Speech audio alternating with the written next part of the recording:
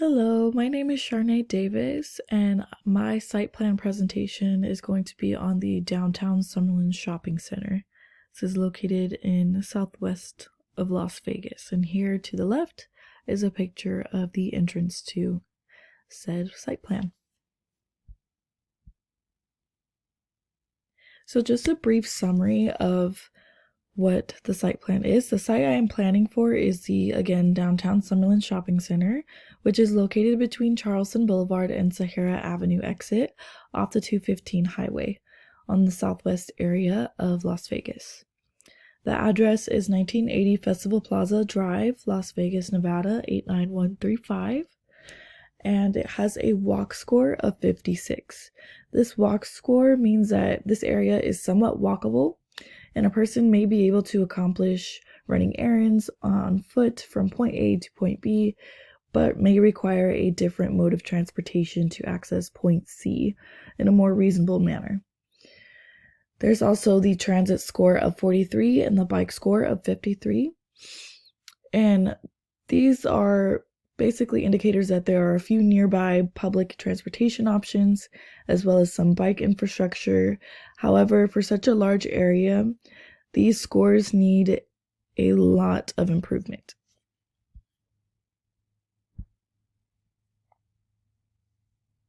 Okay, and this is the brief summary continued. So basically this site is a shopping area that is a frequently visited attraction involving walking across streets, and walking is viewed as the most common mode of active transportation once in this relative area. People often walk around and bike the area as it is very open and pedestrian-based shopping center.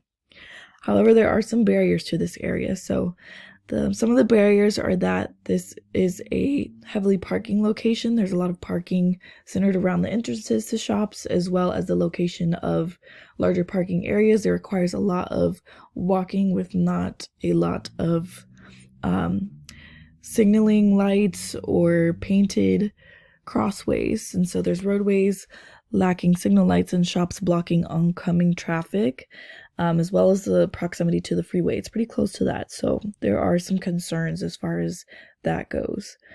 Some facilitators, however, are that daytime pedestrian crossing markings are visible.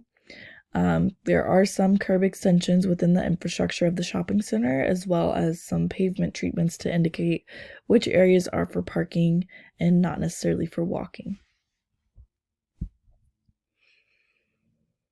Okay. So as far as my recommendations to improve the active transport of this area, my first recommendation is going to be referred to as curb extensions or curb bulb throughout this process.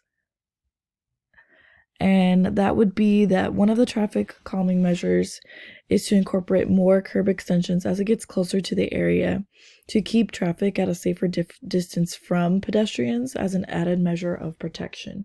So there are some curb extensions already present in the downtown Summerlin area. However, they're not as frequent or as visible as you are entering the property itself. There's some that are by the shops, and there are also some by the restaurants, but as far as pulling into or walking into or biking into the parking area or just the entrance of the general area of this shopping center, there needs to be more implementation of that to ensure better safety. My second recommendation is bike lanes. This is the second measure to implement safety, because those that may live a bit farther but are still trying to be active, environmentally friendly in a social environment may want to partake in taking a trip down to this area. However, they don't have a lot of bike lanes to ensure that safety. And they would be designated to improve safety for those wanting to be active in a social attraction such as a mall area.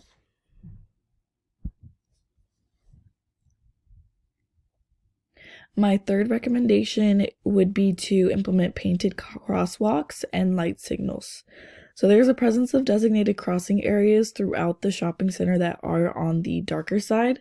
They're somewhat of a darker copper color that may not be visible at night or as easily identifiable to all parties, whether that party is in an automobile or biking or walking. These crosswalks need to be painted a brighter, more easily identifiable color that can be seen during the day as well as at night. And implementing traffic signals for when pedestrians would like to cross safely also would aid in safety, just in case the driver's not particularly aware of all of their surroundings and doesn't see that a pedestrian is trying to cross the street. Those lights would be a great indicator and signal to all parties involved. Now down to the cost approximations. For the curb extensions or curb bulbs, they are referred to as $10,000 each.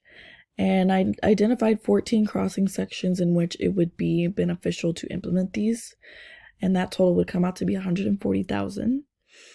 The traffic signals at major crosswalk areas are $15,000 each. And I identified 4 major crossing sections that I believe would benefit from implementing traffic signals as well, and that total would be $60,000. The bike lanes would be $10,000 per mile, and the the area measured is about 3 miles in which bike lanes would be painted onto the road, and that would equate to $30,000. And then the painted crosswalks are $200 each, and there were 42 crossing sections that I would either like to create or redo over that dark copper color, and that would turn out to be $8,400.